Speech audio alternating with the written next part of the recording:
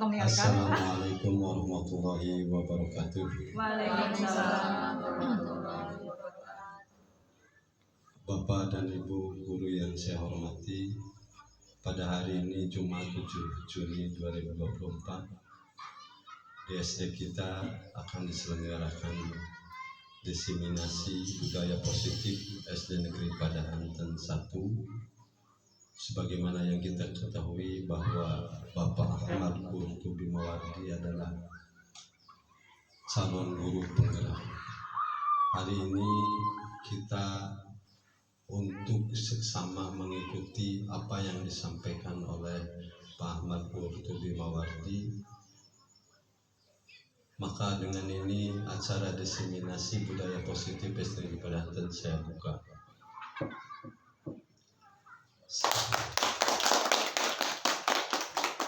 Selanjutnya, karena berdampak positif, maka apa yang terjadi hari ini kita bisa melaksanakan sehari-hari dalam rangka pembelajaran untuk mencerdaskan kehidupan bangsa. Terima kasih, mohon diikuti dengan seksama. Billahi taufiq wal hidayah. Wassalamualaikum warahmatullahi wabarakatuh. Waalaikumsalam warahmatullahi wabarakatuh. Bismillahirrahmanirrahim. Assalamualaikum warahmatullahi wabarakatuh. Yang saya hormati Bapak Kepala Sekolah dan yang saya hormati Bapak Ibu Guru SDN Padahanten 1. Sebelumnya saya ucapkan terima kasih karena telah meluangkan waktunya untuk mengikuti kegiatan saya, yaitu mengenai diseminasi budaya positif, di mana ini merupakan suatu rangkaian dari kegiatan pendidikan saya sebagai calon guru penggerak angkatan 10 pada tahun ini. Dan mudah-mudahan nanti apa yang saya sampaikan kepada Bapak Ibu guru semuanya tidak mengurangi rasa hormat dan bukan bermaksud untuk menggurui, tetapi ini kita saling mengingatkan apa yang kita telah lupakan sebagai seorang guru, dan mudah-mudahan nanti bisa kita terapkan di sekolah tercinta kita ini supaya lebih bermanfaat dan tercapainya tujuan pendidikan yang memiliki karakter profil Pancasila. Baiklah Bapak Ibu, untuk mempersingkat waktu dan agar penyampaian materi lebih mengena, maka saya akan memulai materi yang mengenai tentang diseminasi budaya positif.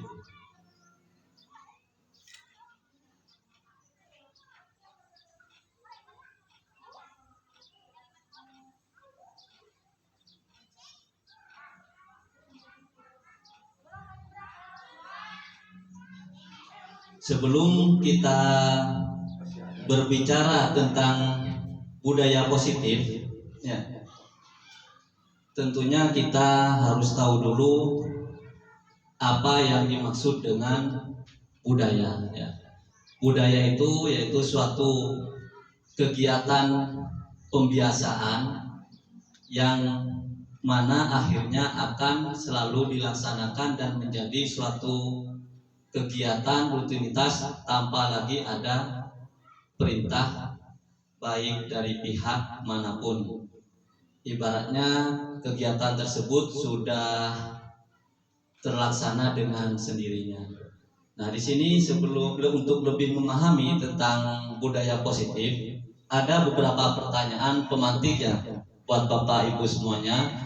Nanti tolong dibantu untuk menjawab siapa saja yang mewakili ya. Tinggal pilih dari sekarang mau menjawab pertanyaan yang mana yang kira-kira di Bapak Ibu pahami ya. Pertanyaan pemantik yang pertama, setuju atau tidak setuju hukuman dapat mendisiplinkan anak? Bagaimana? Bapak Ibu setuju tidak? Hukuman dapat mendisiplinkan anak. Yuk, siapa yang mau menjawab? Bu Yuli. Nah.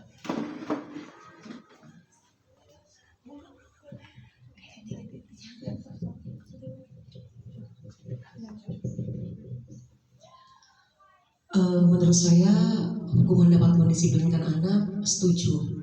Tapi hukuman yang seperti apa dulu yang diberikan kepada anak tersebut? Jadi misalnya anak itu tidak mengerjakan PR secara berulang-ulang. Nah, diberikan hukumannya itu bukan dengan kekerasan, tetapi dengan memberikan lagi tugas kepada anak tersebut, tapi dengan bimbingan kita, ya, tugas tersebut dengan bimbingan kita, sehingga anak tersebut menjadi jerak, ya, agar tidak mengulangi kesalahannya lagi. Mungkin seperti itu. Terima kasih untuk Bu Yuli. Kita aplaus jawaban dari Bu Yuli. Kita langsung ke pertanyaan kedua ya. Nanti jawaban benar atau salahnya nanti kita pikirkan bersama karena tentunya kita punya pendapat masing-masing. Yang kedua, pemberian hukuman dengan hal positif seperti membaca, membersihkan halaman sekolah dapat meningkatkan disiplin anak. Setuju tidak? Gimana? Setuju ya. Terus yang ketiga, memberi penghargaan dapat meningkatkan motivasi belajar. Kira-kira setuju tidak? Setuju.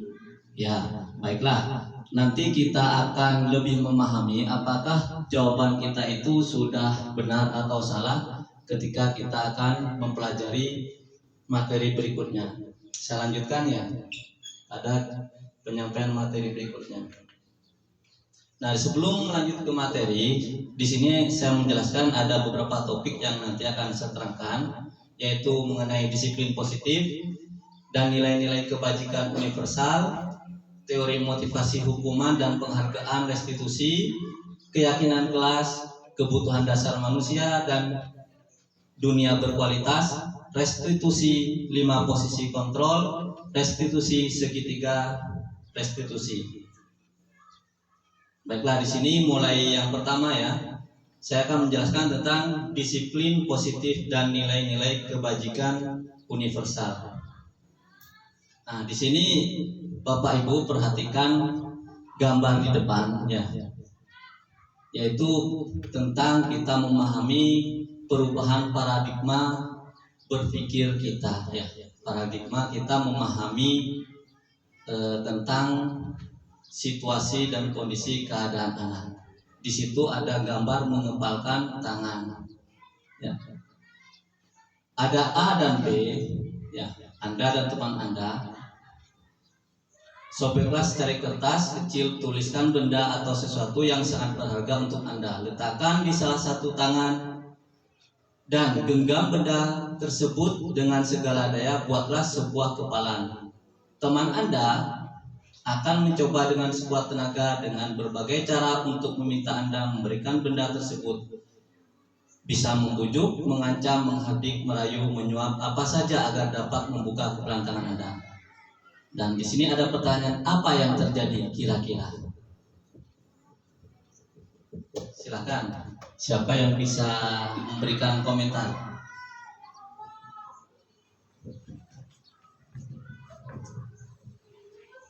Ketika kita mengepal, sudah ada sesuatu yang sangat berharga untuk diri kita, diminta oleh orang lain, berarti kita akan mempertahankannya. Seperti itu. Karena itu apapun yang terjadi kita harus mempertahankan apa yang berharga bagi kita, apa yang apapun itu bisa dibujuk, mengancam, menghardik, kita harus mempertahankannya. Terima kasih ya. Jadi berarti kesimpulannya dilepas atau tidak itu tergantung oleh siapa? Berarti kesimpulannya oleh diri sendiri. Berarti faktor paksaan dari luar itu gimana? Lebih kuat ataukah justru lebih kuat dari pengaruhnya dari diri sendiri? Dari diri sendiri. Oke, kita lanjutkan ya. Nah, di sini ada perubahan paradigma teori kontrol, ya, atau teori pilihan ilusi kontrol. Nah, di sini ya, kegiatan ini terjadi pada kegiatan sehari-hari dengan pola pikir kita sehari-hari. Di situ seolah-olah guru kenyataannya ingin mengontrol murid, ya. Padahal itu sebenarnya ilusi, ya. Padahal keinginan kita kan pengennya murid itu harus A, B, C dan D, harus begini, harus begitu, harus ke timur, harus ke barat. Padahal itu sebenarnya sebuah ilusi. Karena tadi sesuai dengan gambaran ketika kita mengepalkan tangan, murid itu punya kehendak, ya. Justru murid itu akan nurut kalau mau nurutnya. Kalau tidak ingin, ya maka tidak. Nah, disitulah mengapa guru mengontrol murid itu pemikirannya yang hanya sebuah ilusi. Yang kedua, kritik dan membuat orang merasa bersalah dapat menguatkan karakter. Kita mengkritik siswa, ya. Mengkritik siswa itu sebenarnya itu hal yang sebuah ilusi, ya. Terus semua penguatan positif, efektif dan bermanfaat. Yang berikutnya, orang dewasa memiliki hak untuk memaksa. Itu pun juga sebuah ilusi. Namanya ilusi itu hanya angan-angan, ya, angan-angan yang belum tentu tercapai. Kita lanjutkan. Nah, di sini ada perubahan paradigma stimulus respon teori kontrol teori pilihan. Siapa sesungguhnya yang memiliki kontrol? Nah, di situ ada stimulus respon, ada teori kontrol. Kalau stimulus respon itu kita amati, kita posisinya berada di mana, ya? Di situ dalam stimulus respon kita mencoba mengubah orang agar berpandangan sama dengan kita. Teori kontrolnya padahal, ya, seharusnya kita berusaha memahami pandangan orang lain tentang dunia. Perilaku buruk dilihat sebagai suatu kesalahan. Teori kontrolnya, semua perilaku memiliki tujuan. Yang berikutnya, stimulus responnya, saya bisa mengontrol orang lain. Padahal teori kontrolnya adalah Anda tidak bisa mengontrol orang lain. Pemaksaan ada pada saat bujukan gagal. Teori kontrolnya yaitu dengan kolaborasi dan konsensus menciptakan pilihan-pilihan baru. Model berpikir menang kalah. Teori kontrolnya yaitu model berpikir menang dan menang. Kita lanjutkan, ya. Nah, di sini ada disiplin positif. Jadi disiplin positif itu suatu kebiasaan yang menimbulkan dampak yang baik bagi siswa dan juga bagi pribadi guru masing-masing. Di sini ada beberapa teori kontrol, yaitu satu, Anda tidak bisa mengontrol orang lain, hanya Anda yang mengontrol diri Anda. Yang berikutnya, semua perilaku memiliki tujuan. Yang berikutnya, model berpikir menang. Dan berikutnya, kolaborasi dan konsensus menciptakan pilihan baru. Yang berikutnya yaitu realitas kebutuhan kita berbeda. Kita berusaha memahami pandangan orang lain tentang dunia. Setiap orang memiliki gambaran yang berbeda. Nah, di situ di dalam diagram tersebut bisa diamati. Ya, di situ ada teori motivasi, ada 5 posisi kontrol, ada 5 kebutuhan manusia. Nah, untuk teori motivasi, satu, biasanya perlakuan kita kepada murid itu yaitu yang pertama atau diri kita ketika kita selaku sebagai pegawai ya, sebagai tenaga pendidik yang mempunyai kewajiban, yaitu pertama motivasinya ada motivasi ekstrinsik, ada motivasi intrinsik. Ekstrinsik itu dari luar ya, intrinsik itu dari dalam diri. Yang dari luar yaitu pemikiran kita datang tepat waktu itu karena untuk menghindari hukuman, sanksi lah misalnya ya. Kalau telat maka akan dikenakan sanksi apa. Jadi kita rajin itu karena hukuman, bukan karena faktor lainnya. Atau ingin mendapatkan penghargaan, biar disebut sebagai guru teladan atau guru terajin. Ya, di situ itu masih motivasi ekstrinsik. Ya. Terus yang berikutnya motivasi intrinsik. Motivasi intrinsik itu dari dalam diri. Nah, di sini untuk menghargai diri sendiri. Terus yang kedua, nilai berpandangan nilai-nilai kebajikan universal. Yang ketiga, keyakinan kelas. Nah, untuk menghargai diri sendiri, jadi contohnya ketika kita datang tepat waktu atau hadir, itu kita bukan karena takut karena hukuman, tapi atas kesadaran di diri, karena kita sebagai selaku seorang guru yang memang harus datang dan melaksanakan kewajiban sesuai aturan dan memberikan nilai-nilai contoh kebajikan, karena guru itu adalah seorang guru yang harus menjadi panutan dan teladan baik bagi sesama atau bagi murid. Gurunya rajin maka murid pun akan rajin. Nah, keyakinan kelas. Nah, di sini ada yang menarik, keyakinan kelas, nanti kita bahas lebih mendalam. Nah, di sini tentang 5 posisi kontrol. Ya, 5 posisi kontrol itu adalah mengenai diri kita sendiri. Ya, mengenai diri kita sendiri, Bapak Ibu, yaitu bagaimana kita sebagai seorang guru. Nah, disinilah makanya saya tadi ada pertanyaan, 3 pertanyaan pemantik ya. 1, penghukum. 2, pembuat rasa bersalah. 3, teman.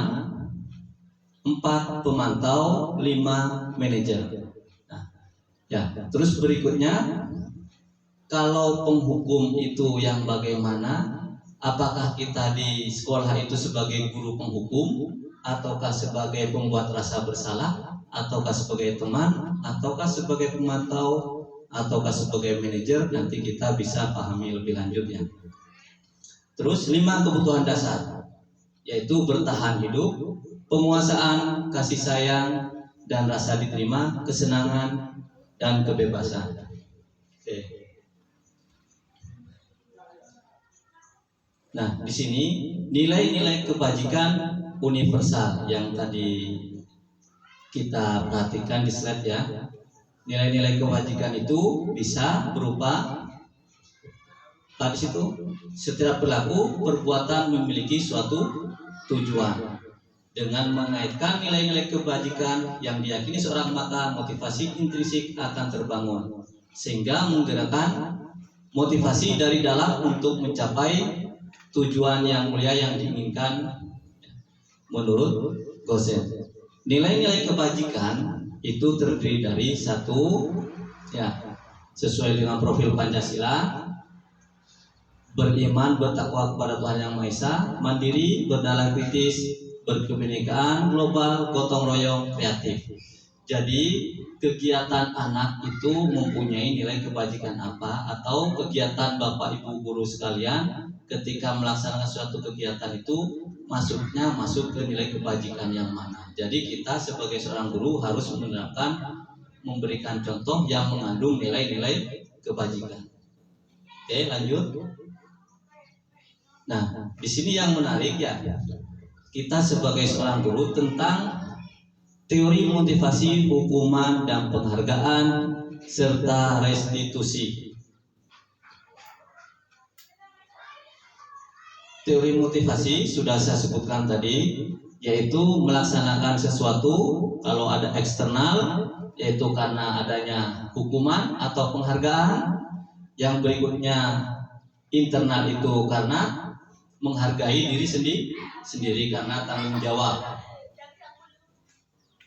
Nah, di sini ada sekilas mengingat filosofi Ki Hajar Dewantara, yaitu tentang merdeka. Menurut Ki Hajar Dewantara, merdeka itu artinya tidak hanya terlepas dari perintah, akan tetapi juga cakap membuat memerintah diri sendiri. Nah, di sini Bapak Ibu dihukum oleh penghargaan. Maksudnya begini, kita itu termotivasi atau melaksanakan suatu kegiatan itu karena takut akan hukuman atau pengen karena penghargaan, sehingga terjadilah kita rasa ketergantungan pada apa? Lamun teu dihukum moal rajin, seperti itu. Kalau tidak dikasih penghargaan, tidak akan rajin atau mengerjakan tugas dengan baik. Oke, ada pertanyaan? Lanjut. Ya.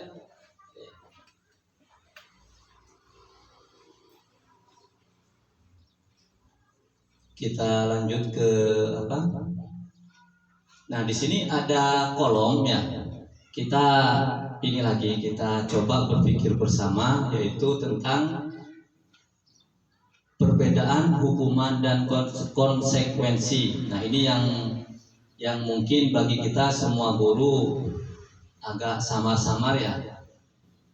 Coba nanti kita jawab bersama. Mencatat 100 kali di dalam buku kalimat, saya tidak akan terlambat lagi karena terlambat ke sekolah. Itu konsekuensi apa hukuman? Hukuman. Lari mengelilingi lapangan basket 2 kali karena terlambat hadir di sekolah. Hukuman apa konsekuensi? Hukuman. Murid diminta push up 15 kali karena tidak menggunakan masker di sekolah. Hukuman. Mengganti kertas tugas teman yang telah dicoret-coret. Konsekuensi. Membersihkan tumpahan air di meja tulis karena tersenggol pada saat belajar. Konsekuensi. Murid disuruh untuk mengenakan sepatu seharian di sekolah karena tidak mengenakan sepatu hitam. Konsekuensi apa hukuman? Hukuman ya. Lari mengelilingi lapangan basket 2 kali karena terlambat 10 menit untuk pelajaran PJOK. Hukuman apa konsekuensi? Yang ini dipahami ya. Lari mengelilingi lapangan basket 2 kali karena terlambat 10 menit untuk pelajaran PJOK. Nah, kalau ini konsekuensi. Jadi segala sesuatu itu tergantung dari sisi apa namanya istilahnya? Kewajaran. Ya. Perbedaan konsekuensi dan hukuman itu ya adalah kalau konsekuensi itu anak itu sudah mengerti dengan sendiri apa yang akan diperoleh ya, dan melaksanakannya dengan sukarela meskipun mungkin ada perasaan tidak suka, tetapi itu hanya sesaat. Berbeda dengan hukuman. Kalau hukuman itu akan menyebabkan suatu ketidaknyamanan, ada suatu dendam ya, sehingga akan membuat dampak negatif di lain waktu dan bertahannya cukup lama. Nah, di situ ya. Nah, di sini kita akan belajar tentang restitusi. Apa restitusi itu? Ya, di situ bisa dilihat restitusi adalah proses menciptakan kondisi bagi murid untuk memperbaiki kesalahan sehingga mereka bisa kembali pada kelompok mereka dengan karakter yang lebih kuat. Restitusi juga merupakan proses kolaboratif yang mengajarkan murid untuk mencari solusi untuk masalah mereka dan membantu murid berpikir tentang orang seperti apa yang mereka inginkan menjadi tujuan kuliah dan bagaimana mereka harus memperlakukan orang lain. Jadi intinya restitusi itu adalah satu tahapan atau kegiatan ingin memperbaiki keadaan lebih baik. Nah, di situ ada kita perhatikan di tabel ya. Identitas gagal, identitas sukses, hukuman, disiplin, konsekuensi, restitusi. Ya, bisa dilihat ya. Sambil diamati, konsekuensi itu sesuatu harus terjadi. Restitusinya adalah merupakan pilihan. Tidak nyaman untuk murid, anak untuk jangka waktu pendek, menguatkan murid, anak dalam jangka waktu panjang. Jadi perbedaannya adalah restitusi itu tujuannya, tahapannya jangka panjang ya. Kita langsung ke setelah restitusi. Sebelum dilanjutkan ke posisi kontrol, kita harus mengetahui tentang keyakinan kelas. Kira-kira yang disebut keyakinan kelas teh apa? Ada yang tahu nggak keyakinan kelas? Kesepakatan kelas. Ya, bagus. Kesepakatan kelas atau peraturan yang disepakati bersama baik oleh siswa dan guru maupun guru dengan yang lainnya. Jadi pentingnya keyakinan kelas yaitu semua guru itu harus bisa membuat keyakinan kelas untuk menghindari apa? Menghindari terjadinya yaitu hukuman, agar anak itu kita bisa arahkan terbentuknya suatu budaya positif. Nah, di sini ada pertanyaannya. Mengapa kita memiliki peraturan harus menggunakan helm bila mengendarai kendaraan roda 2? Terus berikutnya, mengapa kita memiliki peraturan 3M menggunakan masker, mencuci tangan dan menjaga jarak? Dan yang ketiga, mengapa kita memiliki peraturan harus datang tepat waktu pada saat mengikuti pelatihan? Nah, disitulah untuk mendukung motivasi intrinsik kembali ke nilai-nilai keyakinan lebih menggerakkan seorang dibandingkan mengikuti serangkaian peraturan ya. Di situ kita apakah kita itu karena takut ditilang ataukah karena pengen keselamatan ya, ataukah kita merasa bahwa kewajiban kita sebagai pengendara yaitu harus patuh aturan dan untuk keselamatan. Di sini ada gambar diagram yaitu peraturan kelas ya, berada di lingkaran terdalam, keyakinan kelas, lingkungan positif, akhirnya terbentuklah budaya positif. Jadi awalnya dimulai dari hal kecil yaitu tentang peraturan kelas, lalu bergerak ke yang besar, keyakinan kelas, terus terbentuknya lingkungan yang positif, lalu akan menjadi bergerak ke budaya positif. Nah, di sini ada kebutuhan dasar manusia, yaitu apa saja? Kasih sayang dan rasa diterima, penguasaan, kesenangan, kebebasan, bertahan hidup. Kalau istilahnya sandang, papan, pangan. Ya, semua manusia pasti memiliki kebutuhan dasar ini. Nah, di sini yang poin yang paling penting perlu kita pahami di sini. 5 posisi kontrol kita sebagai seorang guru. Sebenarnya kita posisinya di sebelah mana sih ya? Nanti kita akan memahaminya. 1, kita amati perhatikan ke tulisan di depan ya. Penghukum, pembuat bersalah, sebagai teman, sebagai pemantau, sebagai manajer. Kalau penghukum ciri-cirinya bagaimana? Contohnya itu ya. Guru berbuat menghardik, menunjuk-nunjuk, menyakiti, menyindir. Contoh kalimatnya sebagai penghukum biasanya, kalau kamu tidak melakukannya, awas ya, rasakan. Pernah nggak kira-kira sering berkata seperti itu?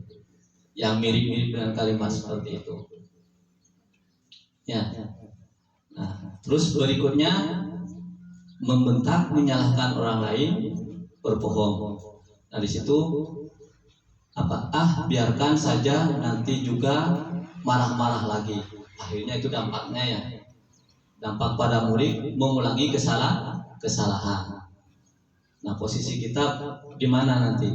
Terus pembuat rasa bersalah, berceramah dan mengatakan seharusnya ibu kecewa, bapak kecewa karena kamu begini-begini ya. Kamu seharusnya, kamu sudah tahu ibu telah sekali ibu lelah sekali mengatakannya, ibu sudah stres. Pernah nggak berucap seperti itu kepada anaknya? Itu keinginan hati kita, anak itu biar merasa bersalah. Dan dampaknya apa? Yaitu merasa rendah di diri untuk siswa. Nah, sebagai teman, kalimatnya, ayolah lakukan demi ibu. Masa kamu tidak mau? Ingat tidak, ibu pernah bantu. Ya. Terus saya pikir bapak, ibu teman saya ternyata begitu. Akhirnya dampaknya itu lemah, tidak mandiri dan tergantung. Terus berikutnya sebagai pemantau. Kalau pemantau itu kita berfokusnya apa peraturannya. Ya. Di situ akan apa? Menitik beratkan pada sanksi atau hadiah untuk diri. Jadi si anak itu akan melaksanakan suatu kegiatan atau menghindarinya karena adanya hukuman atau penghargaan. Nah, di sini posisi sebagai manajer, guru sebagai posisi manajer. Satu, pertama biasanya guru akan mengajukan pertanyaan-pertanyaan sebagai berikut. Apa yang kita yakini? Apa yang bisa kau kerjakan untuk memperbaiki masalah ini? Ya. Hasilnya yaitu menguatkan pribadi anak. Murid meletakkan dirinya sebagai individu yang positif dalam dunia berkualitas. Bagaimana caranya saya bisa memperbaiki keadaan?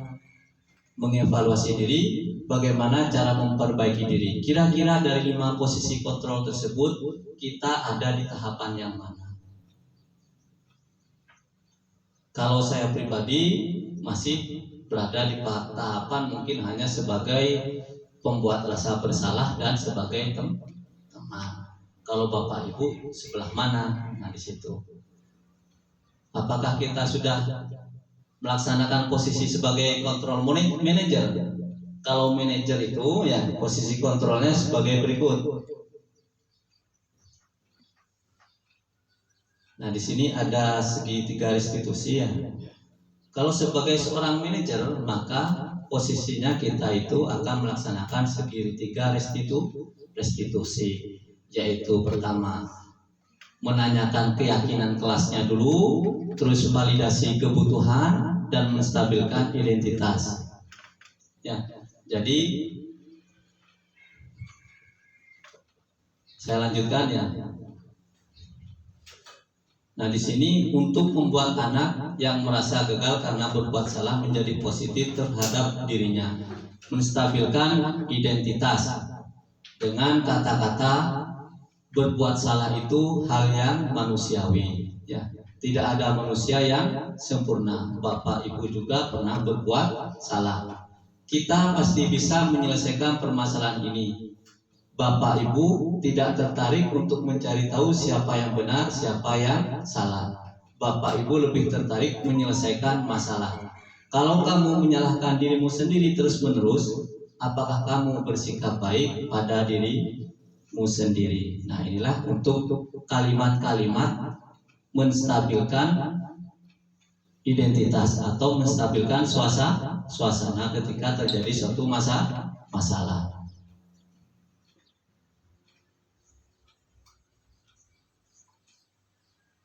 Nah, validasi kebutuhan. Guru akan berkata, kamu bisa saja akan melakukan hal yang lebih buruk, tapi kamu tidak melakukannya. Kamu pasti punya alasan mengapa melakukannya. Apa yang penting bagi kamu? Kamu boleh tetap berusaha menjaga sikap itu, tapi tambahkan sikap yang lain yang baru. Maukah kamu belajar cara lain untuk mendapatkan yang kamu butuhkan tanpa harus memukul? Apakah kamu bisa melakukan dengan lebih baik besok lagi? Menanyakan keyakinan. Apa nilai yang kita percaya di kelas sekolah kita? Nilai-nilai universal apa yang telah disepakati? Kelas yang ideal itu seperti apa sih? Kamu ingin jadi anak seperti apa? Apa yang kamu rasakan ketika melakukan itu? Kamu menjadi orang seperti apa? Ya, di situ sebelum terima kasih, kesimpulannya Bapak Ibu guru semuanya, kita sebagai seorang guru harus memahami tentang masalah budaya positif, bagaimana menciptakan budaya positif ya, dan menerapkannya di sekolah, sehingga tujuan pendidikan akan tercapai, yaitu dengan terwujudnya murid yang memiliki karakter profil Pancasila. Mungkin itu saja pemaparan dari saya. Jika ada pertanyaan silakan ditanyakan, tetapi kalau tidak ada maka pertanyaan ini ditutup. Bagaimana Bapak Ibu semuanya? Sudah cukup? Ya, mudah-mudahan apa yang saya sampaikan bisa bermanfaat bagi kita semua, khususnya untuk peserta didik di sekolah kita. Terima kasih atas waktunya. Kurang lebihnya mohon maaf. Wassalamualaikum warahmatullahi wabarakatuh.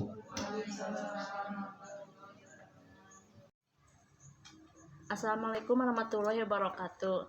Saya merasa senang dengan penyampaian Bapak Tubi tentang budaya positif, khususnya mengenai penanganan masalah.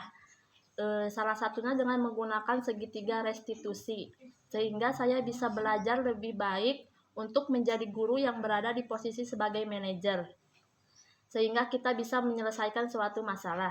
Terima kasih Bapak Tubi atas penyampaiannya. Terima kasih. Wassalamualaikum warahmatullahi wabarakatuh. Assalamualaikum warahmatullahi wabarakatuh. Saya tertarik untuk belajar lebih baik lagi setelah menyimak materi yang disampaikan oleh Pak Tubi tentang budaya positif, khususnya mengenai penanganan masalah dan disiplin anak menggunakan segitiga restitusi untuk menyelesaikan masalah dengan hasil yang sempurna. Budaya positif bisa tercipta dengan kolaborasi yang baik. Terima kasih Pak Tubi atas pemaparannya. Wassalamualaikum warahmatullahi wabarakatuh.